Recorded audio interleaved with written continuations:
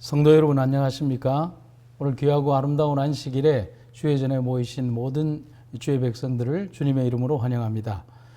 오늘은 사브낫 바네아라는 제목으로 함께 은혜를 나누고자 합니다. 우리가 잘 아는 탈무드에는 이름에 관련된 아주 의미 있는 명언이 있습니다. 이름보다 소중한 것은 없다. 또한 명심보감에는 이름과 관련하여 이런 말을 남겨주고 있습니다. 하늘은 복 없는 사람을 내지 않고 땅은 이름 없는 풀을 기르지 않는다. 이 두 문장은 우리에게 아주 깊은 의미를 남겨주고 있습니다.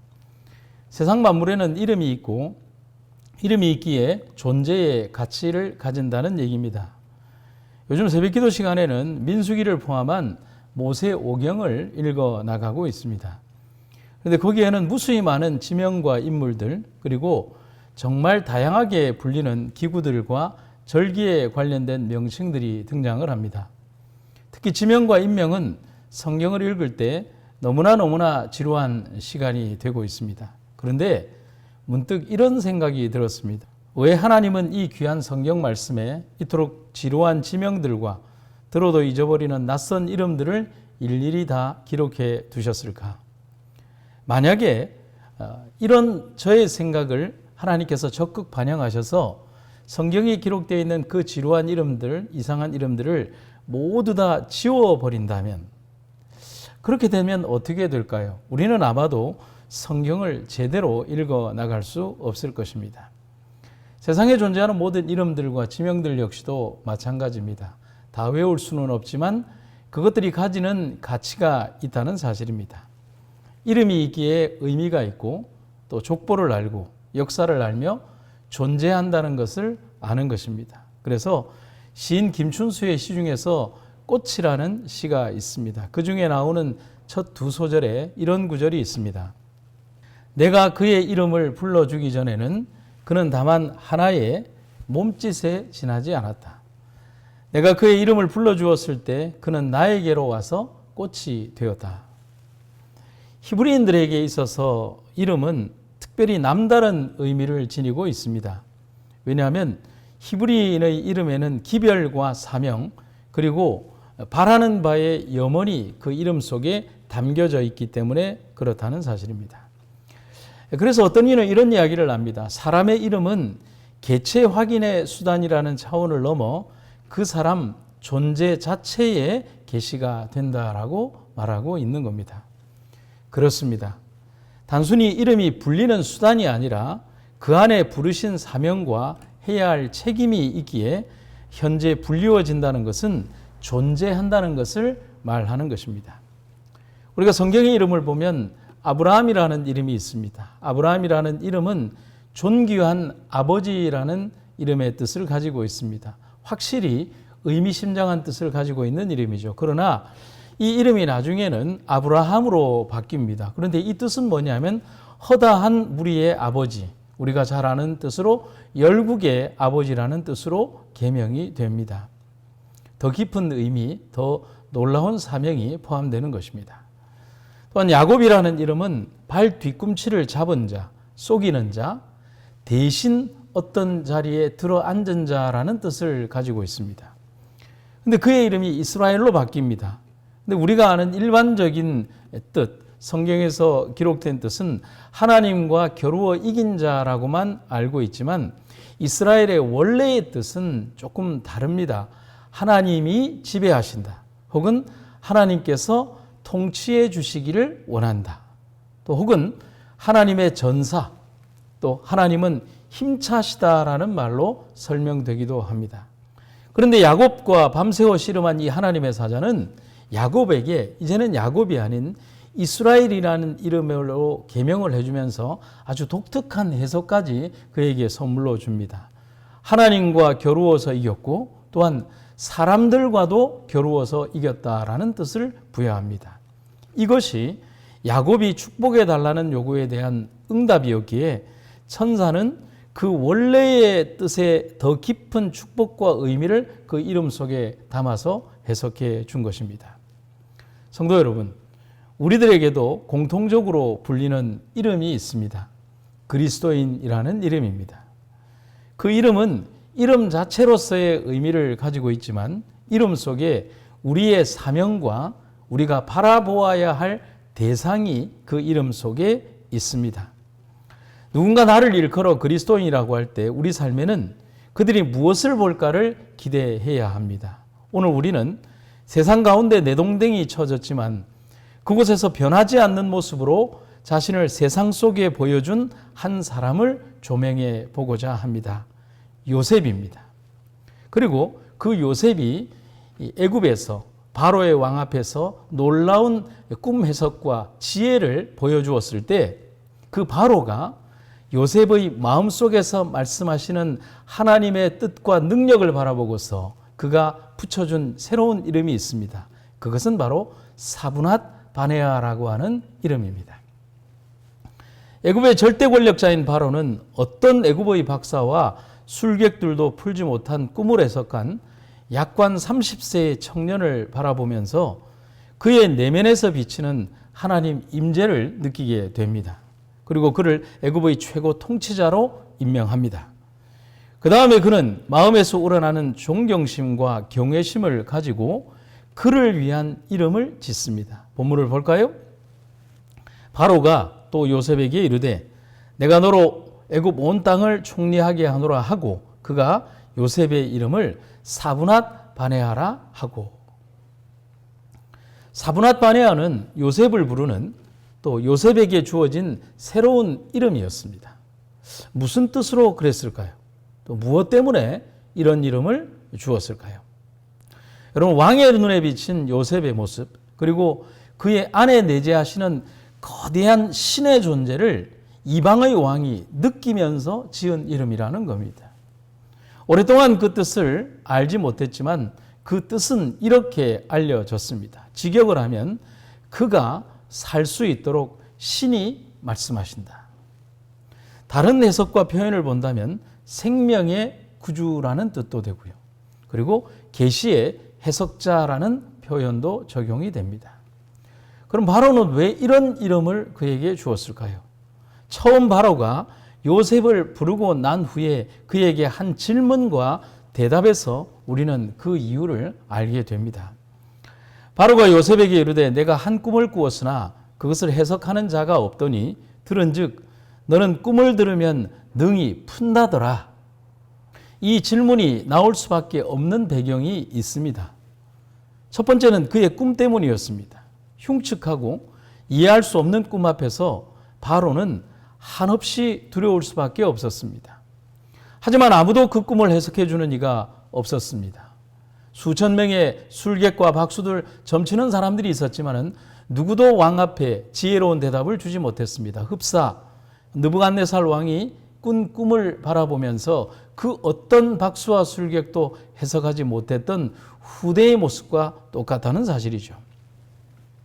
그리고 두 번째는 술 맡은 관원장이 그에게 해준 이야기 때문이었습니다.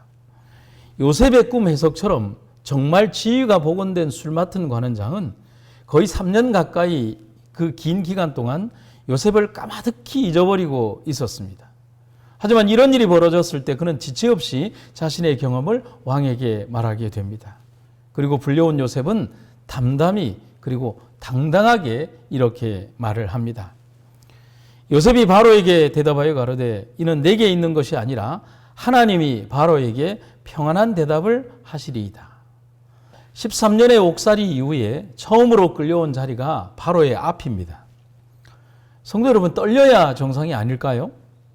하지만 요셉은 너무나 담대하고 또 침착했습니다. 그리고 왕 앞에 또박또박하게 이런 대답을 합니다. 자신의 능력의 원천이 어디에 있으며 지금 그 꿈을 해석하고 알려주실 분의 존재를 명확하게 말하고 있습니다. 나의 지혜가 아니라 내 속에서 말씀하시는, 나를 주장하시는 하나님이 그렇게 하신다는 사실입니다. 아멘입니다. 그리고 길게 이어진 꿈에 대한 묘사와 해석 그리고 적용은 전율하니만큼 정확하고 공감이 되며 놀라운 것이었습니다. 왕은 물론 신하와 모두들 감동시킨 그의 말에 왕은 결국 이런 말을 하게 됩니다. 바로가 그 신하들에게 이르되 이와 같이 하나님의 신에 감동한 사람을 우리가 어찌 얻을 수 있으리요?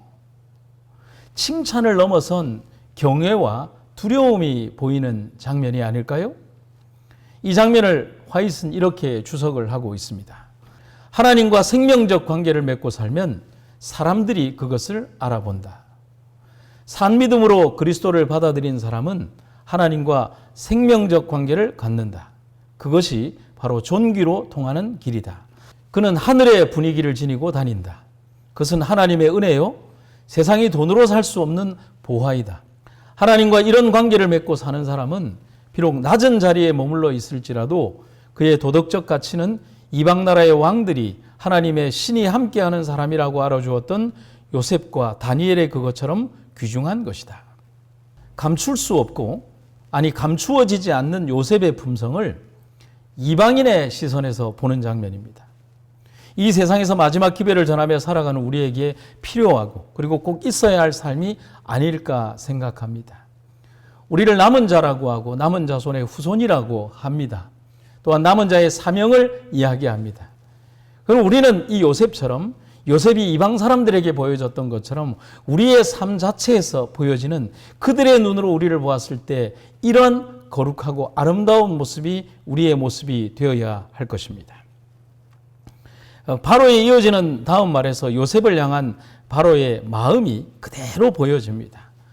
요셉에게 이르되 하나님이 이 모든 것을 너에게 보이셨구나. 얼마나 큰 두려움과 경외심이 이 바로의 글 속에서 보여집니까? 여러분 기억을 한번 떠올려 봅시다. 13년 전 요셉이 형들에 의하여 팔려갈 때 사단은 너무나 기뻤을 것입니다. 악에 사로잡힌 형들의 모습과 그리고 그에 의해 쓰임을 받는 종들의 몰락을 보면서 사단은 정말 기뻤을 것이라는 사실입니다. 그런데 사단이 간과한 것이 있었습니다. 그것은 어떤 상황과 여건에서도 하나님을 향한 믿음을 지키는 백성에게 하나님은 언제나 함께 한다는 것이었고 형통케 하신다는 것이었습니다. 요셉의 삶이 그것을 그대로 보여주는 것입니다. 1500년대 초 독일 아이스레벤 성당에서 성가대가 연습을 하고 있을 때 성당문 바깥에서 노래하는 소년의 목소리가 들리는 겁니다. 지휘자가 잠시 연습을 중단하고 문을 열어보았습니다. 거기에는 12살쯤 된 소년이 서 있었습니다. 지휘자가 그 소년에게 묻습니다. 너 여기서 뭐 하고 있니? 그러자 소년이 대답을 합니다. 성가대원이 되고 싶어서 노래를 따라 부르고 있었어요. 지휘자는 이렇게 말을 합니다. 우리 성가대는 모두 어른들 뿐인데 네가 들어올 수 있다고 생각을 하니? 그때 소년은 이 질문을 받고 눈을 반짝이면서 이렇게 대답을 합니다. 네, 예수님이 써주시면 무엇이나 할 수 있다고 저는 배웠습니다. 여러분, 이 당찬 소년이 바로 마틴 루터였습니다.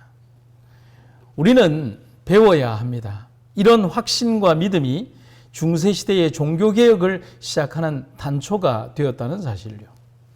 하나님이 함께 하신다면, 하나님의 동행을 믿는다면 결코 이루지 못할 일이 없으시다는 사실을 믿고 따라간다면 어린 소년 루터의 말처럼 예수님이 써주신다면 우리는 모든 것을 이룰 수 있으며 두려움에 지지 않을 것이라는 사실입니다.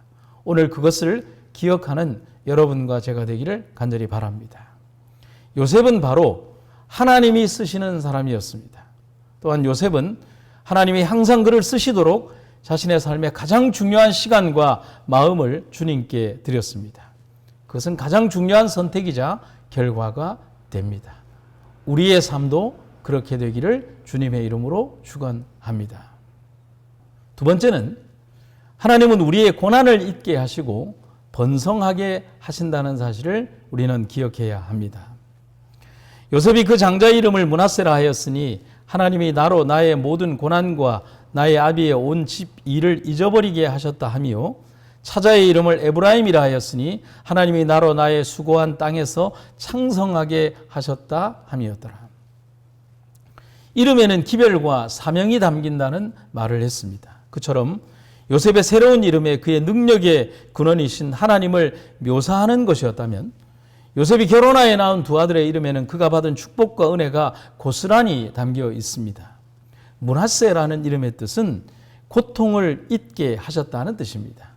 그런데 이 고통을 잊게 하셨다는 것은 고통보다 더 큰 축복과 은혜로 덮으셨다는 사실을 말하는 겁니다. 요셉의 삶을 그대로 보여줍니다. 에브라임이라는 뜻은 이제는 고통받던 그 땅에서 번성하고 창대하게 하시겠다는 그런 뜻입니다. 그런데 요셉이 받았던 이 축복은 요셉 혼자만의 축복이 아닙니다.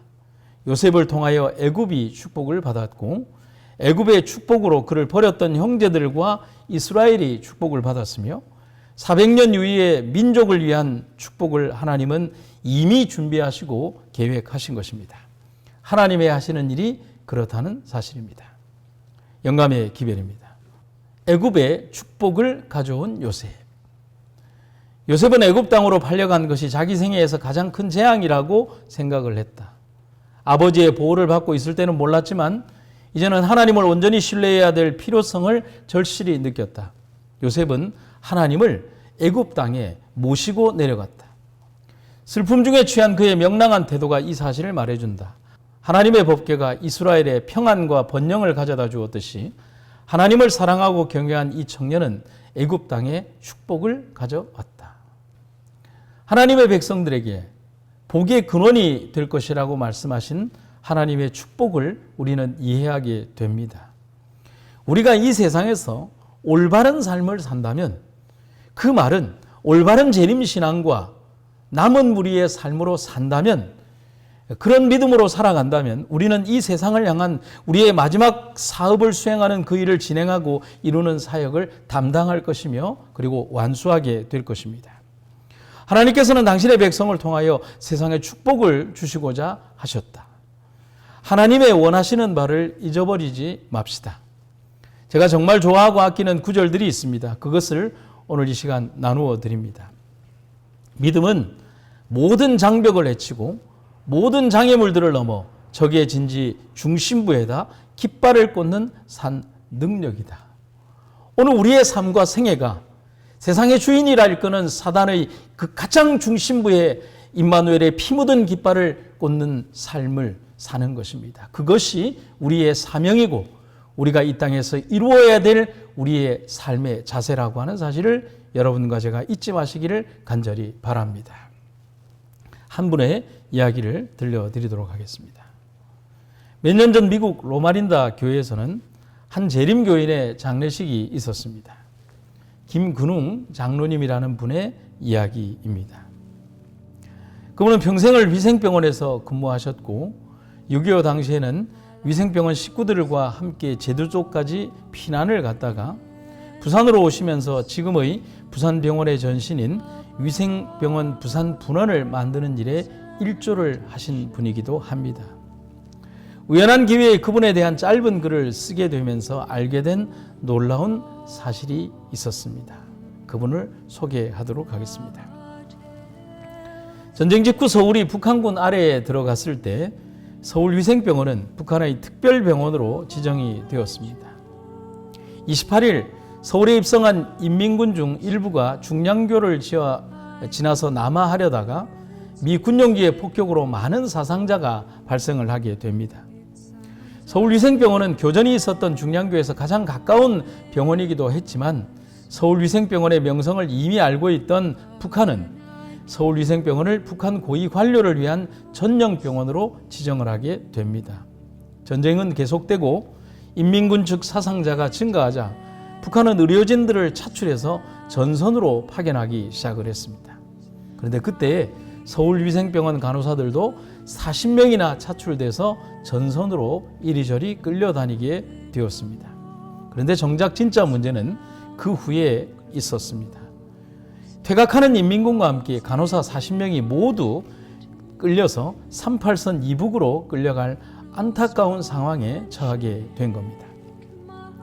그런데 그해 10월 18일 미국에서 돌아온 유재한 박사는 대단한 기지를 발휘하게 되었습니다. 당시 인민군 헌병대령이 유엔군에 억류되어 있었는데 그 사실을 북한군은 아직 파악하지 못한 상태였다고 합니다. 유재한 박사는 이 인민군 헌병대령의 계급증과 신분증을 확보하게 됩니다. 여러분, 이것을 얻어낸 것도 대단한 기적이라고 할 수밖에 없겠죠. 그리고 서울위생병원 총무실에서 근무하던 김근웅 씨에게 차량을 준비하게 합니다. 그리고 계급장과 신분증을 건네받은 김근웅 씨는 그곳으로 인민군 헌병대령 행세를 하며 각 부대를 돌아다니면서 위생병원 출신 간호사들을 전부 다 구출하게 됩니다. 목숨을 걸고 그 일을 수행한 김 씨와 또 그 일을 주도한 유재한 박사 덕분에 무고한 간호사들이 자유의 몸이 되게 됩니다. 영화 같은, 아니 영화보다 더한 일들이 벌어지게 된 겁니다. 여러분, 일이 얼마나 두려운 일인가를 우리는 알고 있습니다. 이러한 일에는 목숨보다 더 대단한 용기가 필요하다는 사실입니다. 생전의 김근웅 장로님의 사진입니다. 그리고 장로님의 활동은 이것으로 끝나지 않았습니다. 전란의 혼돈이 틈타던 시기에는 다른 2명의 교인과 함께 어렵게 구한 칼빈 소총으로 병원을 며칠 동안 지켜내기도 했습니다. 여러분, 우리의 위생병원은, 우리의 기관은 그렇게 지켜지고 그렇게 이어져 왔습니다. 여러분, 그들이 이렇게 할 수 있었던 그 힘이 어디에서 나왔을까 생각해 봅니다. 정말 궁금합니다. 그리고 저는 이렇게 생각을 합니다. 그것은 하나님의 임재였습니다. 그것은 하나님이 함께 하심이었기 때문에 가능한 일이었습니다. 그것은 내 눈에서는 두려움을 보지 않게 가리우시고 북한군 수백 명 병사들의 눈에서는 하나님의 종들을 보지 못하게 막으신 언제나 내 편이신 하나님의 돌보심 때문이었다라고 저는 확신합니다. 여러분, 흡사 이 모습은 소돔성을 방문한 천사들이 롯을 보호하고 지키기 위하여 소돔성 사람들의 눈을 어둡게 만들었던 일들을 떠올리게 합니다. 창세기 19장 10절과 11절. 그러자 안에 있던 그 2사람이 손을 내밀어 롯을 집 안으로 끌어들이고는 문을 닫아버렸습니다. 그리고 그 집 입구에 있던 늙은이나 젊은이 할 것 없이 눈을 멀게 하니 그들이 입구를 찾을 수 없었습니다. 여러분, 하나님의 편애하시는 사랑이 보이지 않습니까? 하나님께서 함께 하시는 그 능력이 보이지 않습니까? 내 편이 되신 우리 주님의 모습이 보이지 않습니까? 하나님은 내 편이십니다. 그리고 내 속에서 말씀하고 계십니다. 나에게 가장 좋은 것을 주시고 나의 삶에 가장 유리한 것을 주시며 가장 강력한 힘을 주시며 그리고 견딜 힘과 세상을 이기고 견딜 인내를 주시며 이방의 앞에서 하나님의 능력을 나를 통하여 발현하게 하시는 분이라는 사실입니다. 하나님은 내 편이십니다. 하나님이 내 편이라는 말 너무 정겹지 않으십니까? 이 말을 쓸 때 아이가 되는 것 같습니다. 그렇게 하나님은 가깝게 그리고 강력하게 우리 삶에 역사하고 계십니다. 그리고 하나님은 말씀하십니다. 나는 네 편이다 라고 말씀하십니다. 그래서 우리는 하나도 두려울 것이 없습니다. 사나 죽으나 내 편이신 하나님이 계시기 때문에 그렇다는 사실입니다. 여러분, 우리에게 삶이 더 존재한다면 사명의 삶이 될 것입니다. 그리고 삶이 마감된다면 영광의 삶으로 마감이 되는 것입니다. 그리고 언제나 나의 편이신 하나님이 나를 다시 불러일으키실 것을 우리는 믿고 따라가면 되는 것입니다. 요셉의 삶으로 다시 돌아옵니다. 바로가 요셉을 봅니다. 그리고 그의 속에서 그를 통하여 말씀하시는 하나님을 이방의 왕이 봅니다. 그리고 그는 하나님을 믿게 됩니다. 사랑하는 성도 여러분, 우리 안에 계신 그분께서 오늘 우리를 통하여 세상에 말씀하십니다. 그리고 세상이 우리를 대하여 이름 짓습니다. 우리의 이름도 사브낫 바네아가 될 것입니다. 거룩한 하나님의 계명과 능력을 전하는 남은 무리로서 이 세상의 주인으로 살아가는 사명을 가진 자들로 살아가는 여러분과 제가 되기를 주의 이름으로 축원합니다. 사랑과 은혜가 충만하신 아버지 하나님, 오늘 우리의 생애 속에서 말씀하시는 하나님을 인하여 감사드립니다. 요셉을 통하여 하나님께서 바로의 왕에게 보이셨던 것처럼, 바로의 왕을 통하여 하나님을 보셨던 것처럼 오늘 우리를 통하여 세상이 우리를 대하여 사분핫반해하이신 하나님을 보게 하는 그런 삶을 살아가게 하여 주시옵소서. 오늘도 우리에게 베풀어 주신 그 은혜와 사랑을 감사드리며 하나님의 귀한 은혜 가운데 살아가는 우리가 되기를 간절히 구합니다. 예수님의 이름으로 기도드립니다. 아멘.